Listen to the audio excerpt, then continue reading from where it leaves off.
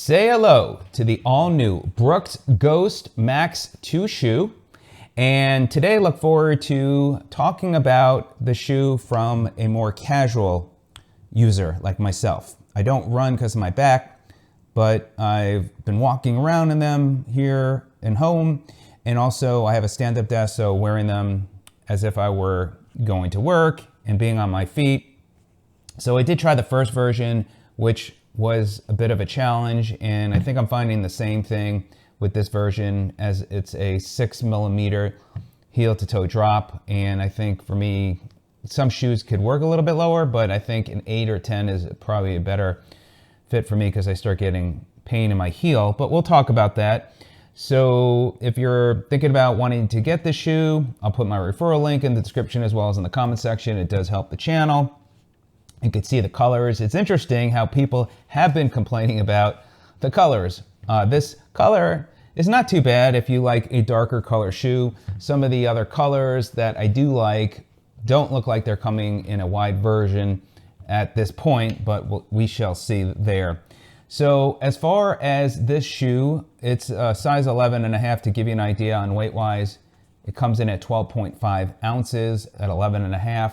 It doesn't feel that heavy, but 12.5 ounces, I think some people would say that feels like a heavy shoe. As I mentioned, it's a 6mm heel to toe drop.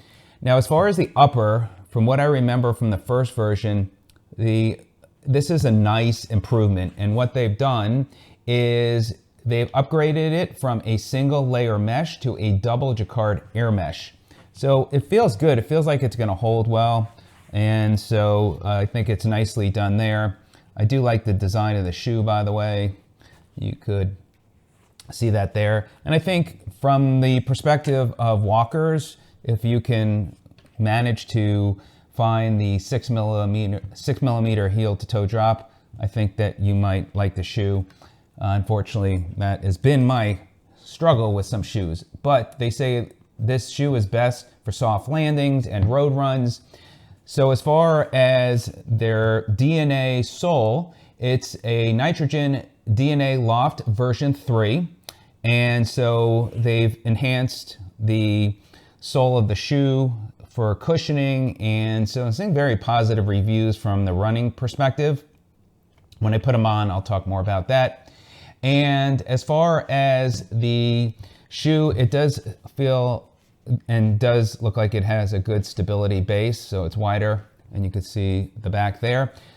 And as far as the shoelaces are stretchable shoelaces.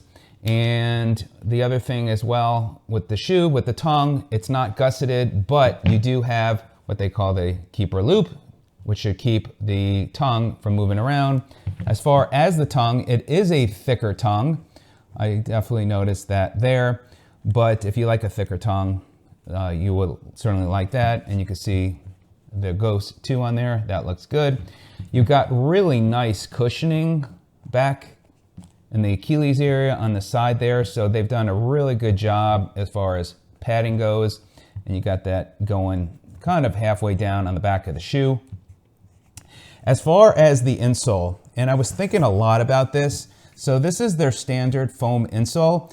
And I would say if there is one thing that Brooks could do is learn from like New Balance. New Balance insoles for their higher end shoes have a like foam type of insole, and to me, I like it much better than the Brooks insole.